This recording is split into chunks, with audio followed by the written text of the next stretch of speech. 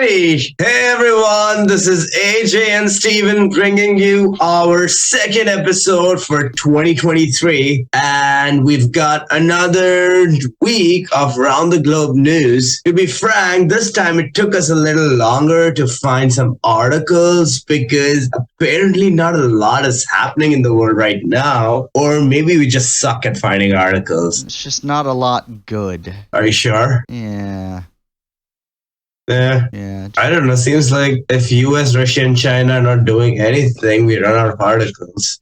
But at the same time, I feel they're always doing something. It's an irony in itself. Well, the propagandas are on vacation. Who's going to write the news? Or maybe it's too cold where all the propaganda has emerged, so they're just chilling in their blankets. It could be either. Anyways, beginning the session, we'll start with the disconcerting news coming from Nepal, the small country sandwiched between India and China, and it's also the home to Mount Everest. Over last week, there was a crash. Flight ATR-72 crashed in Kaski district of Nepal, which is 1.9 kilometers from the old Pokhara airport. Pokhara International Airport was inaugurated in January. Search and rescue personnel in Nepal's Kaski district, they recovered the flight data and the cockpit voice recorders on Monday, a day after 72 passengers crashed while on the final approach to runway 12 of the airport. According to Civil Aviation Authority of Nepal, the flight departed Kathmandu's Tribhuvan International Airport at 10:32 a.m. bound for Pokhara. The flight made the final contact with the Pokhara Tower at 10:50 a.m. before plunging into the steep bank of the Setai Gandaki River at approximately 11:05 a.m. A total of 68 passengers and 4 crew members were on board. The people included 57 Nepalese, 5 Indian nationals, 4 Russians, 2 South Koreans, 1 citizen each from Argentina, Australia, France, and Ireland. Crews have till now recovered 69 dead bodies and authorities have identified 35 victims. Officials are not expecting to find any survivors. Sunday's crash not only marks Nepal's deadliest aviation occurrence in 30 years, but has also placed the country's aviation safety record back in the spotlight. In 2013, EU added Nepali Airlines to its list of banned carriers after Dornier 228 operated by Sita Air crashed in 2012, killing all 19 people on board. Although in August 2017, Nepal was removed from the significant safety concern with no country left behind initiative. Pretty disconcerting news. 72 people, which is a lot. The report doesn't really mention if anyone was at fault or anything. It doesn't really qualify any intricacies. What are your feelings about it, Steven? It sounds like they're just recovering like the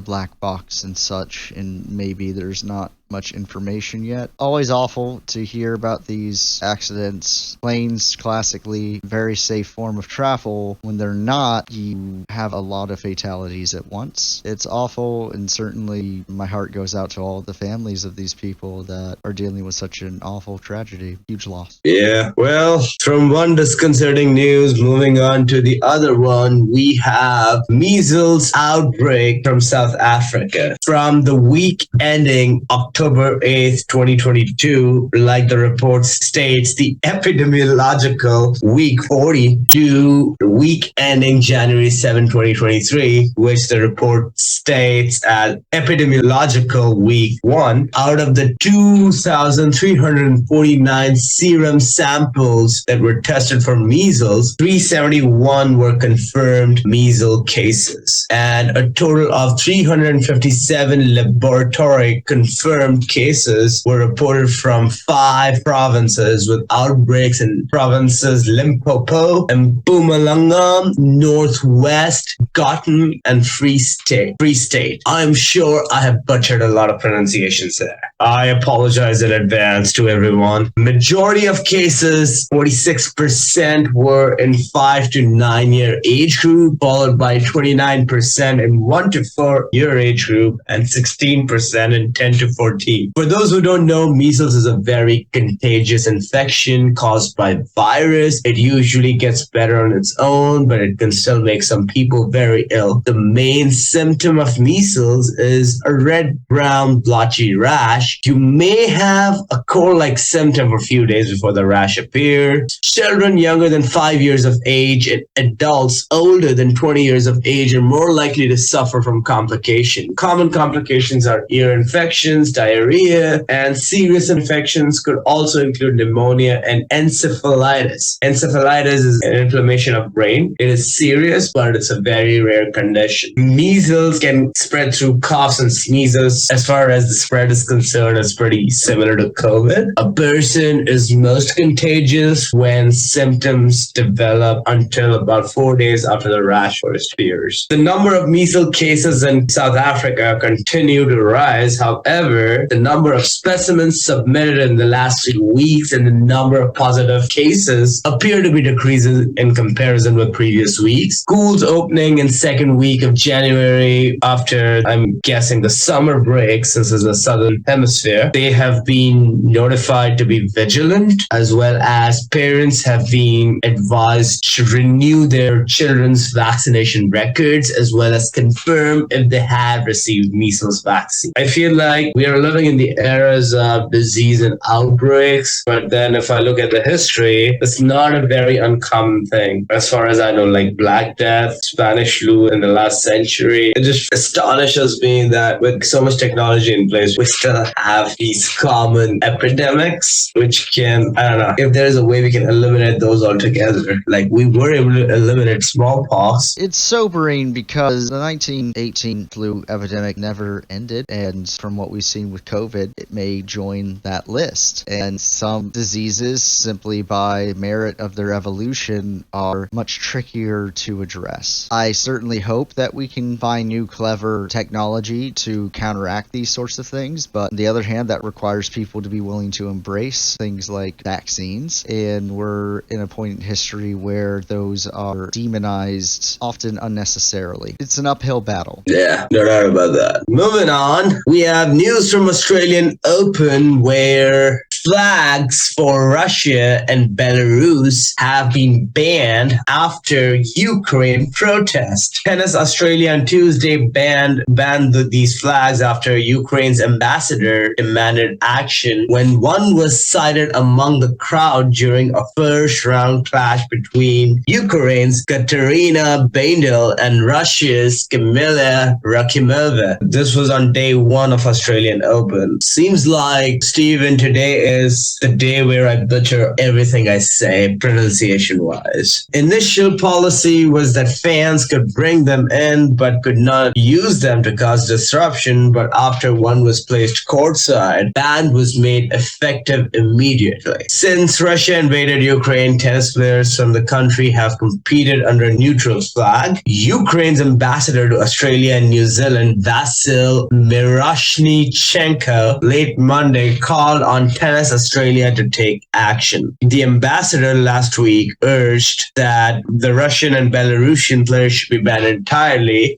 just like Wimbledon went last year, which led to the tournament being stripped of its ranking points by tennis governing body. Again, it's on the realms of certain discussions we have had. I understand flag being symbolic of a nation's pride and everything, and those being banned. I do support like sport as a medium to show your country's struggle because it's an international stage. But at the same time, I'm also considering the impact it might have on players and people as a whole. I've always said that wars are fought by the governments, not by people. And I'm a little conflicted with stance that Tennis Australia has shown, even though I'm not supporting them waving their flags since I don't support the war. Good on Australian Open's part that they have not banned the players like Wimbledon did last year, which I do not think is the right way. But at the same time, I don't really know if it actually creates an impact overall. What do you think? I think that this is a situation where there is common sense. There is an active tension between multiple countries. To wave flags actively against the country that yours has invaded is in poor taste, regardless of what justification you may have. It could be completely innocent. I doubt that. But you should know better if you're an adult. It seems to me that this is just kind of one of those young, cringe-worthy actions that someone can take for shock value. I'm just going to do this because the Ukraine person will see it and they'll be knocked off their game. Ha ha ha. Ultimately, not cool, not very mature. Like you said, I'm glad that they banned the flag rather than the players, because players should still be allowed to show their merit, but yes, not while espousing intimidation, which is really what this could be seen as. I agree. It's just, I don't really like the whole, I do support sport as a platform for protest or showing the international world what you're dealing with in your country and your stance. But then again, I don't really want players to be dragged in that turmoil by the politicians on the international stage. I don't know if I am being clear with that. If players are suffering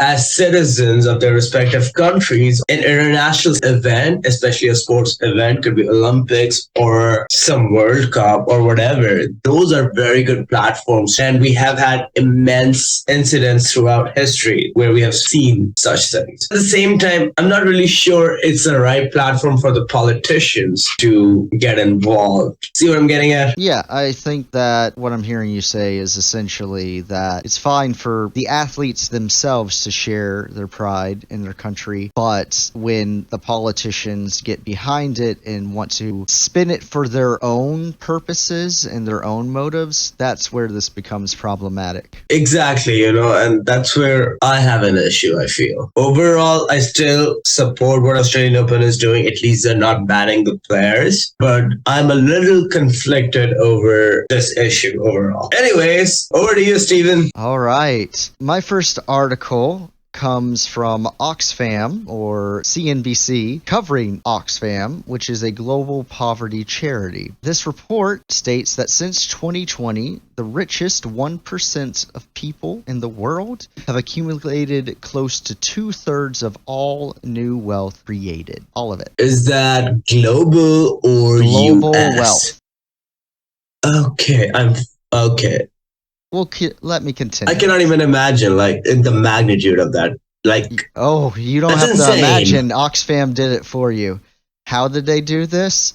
Well, they analyzed data on the global wealth creation from Credit Suisse, as well as figures from the Forbes billionaire lists and Forbes real-time billionaire list to assess changes to the wealth of the ultra-rich, which apparently is a class. This report is also being released in the shadow of the World Economic Forum, which is now kicked off in Davos, Switzerland. The report states that a total of $42 trillion in new wealth has been created since 2020, with 26 trillion or 63% being amassed by the top 1% of the ultra rich. The remaining 99% of the global population, everyone else, collected just 16 trillion of that new wealth. That's insane. Yeah, top 1%, 26 trillion. Bottom 99%, 16. So we did that report earlier, I think 2 episodes ago, where the world population clocked 7.9 billion. Mhm. So 1% is roughly 79 million. Sure. So 79 million people own $26 trillion of the new wealth that was created. Yes. Huh? They don't just own 26 trillion, they own 26 trillion more. Plus, however many trillions they owned earlier. Yeah. So this is wild. It is insane. It's excessively insane. Yes. My brain cannot really comprehend million because there's a billion in between we haven't talked about. We skip Yes. directly to trillion from. It's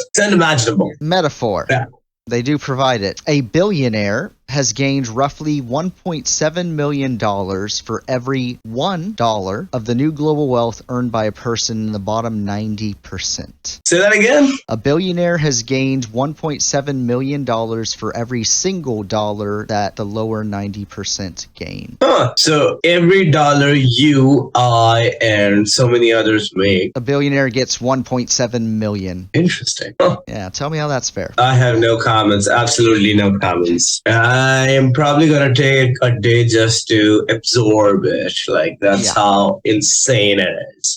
This report suggests that the pace at which wealth has been created has sped up as the world's richest have amassed around half of the new wealth that the world has created over the past decade. Gabriella Butcher, she is the executive director of Oxfam International, and she was quoted as saying that taxes must be increased for the ultra-rich as a strategic precondition to reducing inequality and resuscitating democracy. She followed up by saying that taxing the super rich and big corporations is the door out of today's overlapping crises. It's time that we demolish the convenient myth that tax cuts for the rich result in their wealth somehow trickling down to everyone else. I think it's proper time to say, fuck you, President Ronald Reagan. Rotten hell. Yeah, I'm not going on a rampage right now. Yeah. I'm just going to try and absorb. Yeah, this research is contrasted well with the reports from the World Bank, which said in October of 2022 that it would likely not meet its goal of ending extreme poverty by 2030. And that was mainly due to the COVID-19 pandemic, which slowed down these efforts. Coinciding crises around the world that feed into one another and therefore produce a greater challenge than they would separately. These situations are called polycrisis, essentially when it's a perfect storm is how I'm looking at it. In recent weeks, researchers, economists, and politicians have suggested that the world is currently facing such a crisis as pressures from the cost of living, climate change, and other pressures are colliding. On much more positive news, a film, RRR, and its song Natu Natu have won some big awards. Starting last week, this musical number, Natu Natu, won a Golden Globe for Best Original Song, which was a first for India. Oh, Yeah, very exciting.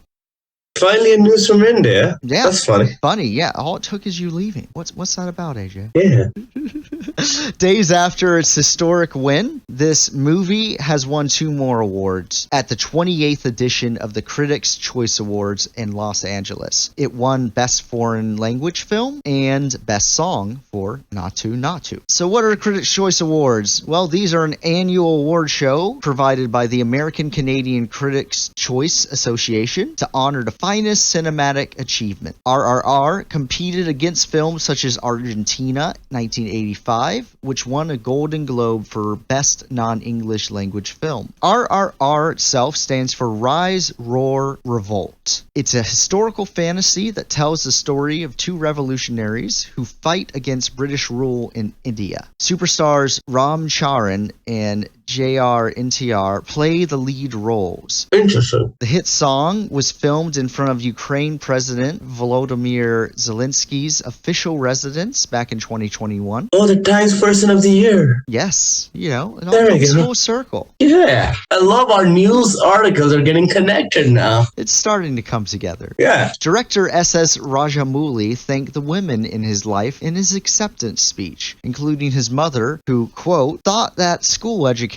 was overrated and she encouraged me to read comics and storybooks. Oh, I love his mother. Yeah, right?